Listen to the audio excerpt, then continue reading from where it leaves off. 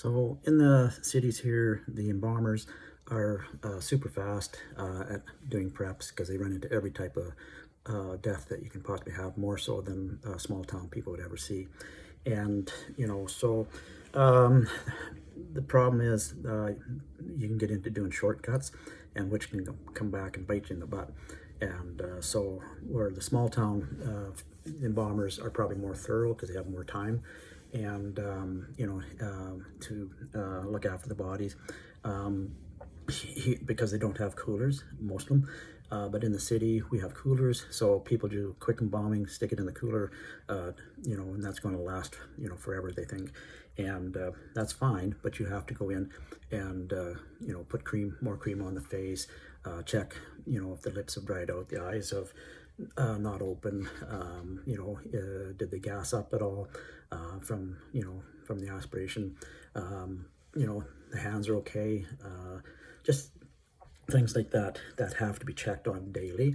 I've seen where bodies weren't checked on, 3 days, 5 days, 10 days. And, and I asked one of the embalmers, well, did you check? Well, no, I didn't know those bodies. It doesn't matter.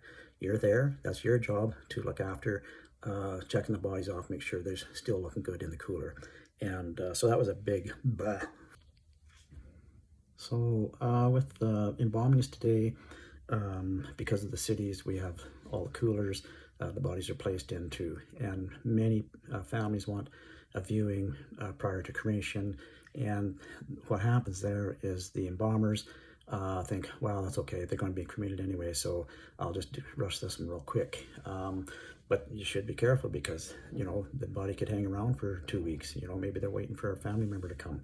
Then you got a body that's going bad. And so when the bodies are prepped, going into the cooler, the last place I was at, we set up a check-off sheet, who checked them off, and it had to be done every day because people aren't checking. I seen a body that was a ship out, nobody checked the body for 9 days. And, that's really unprofessional. And, because they dry out the lips, and once they do that, it's a lot of work to try and fix them up, and sometimes you can't make them look good anymore. And because that's the face is the biggest thing, in hands, because that's all people see when they come into view. And so sometimes it's just a lack of care, especially with cremation. Before cremation came in, everybody was well embalmed. And you can't win all of them. They can still go bad, but if it's done really well, the body should be able to last.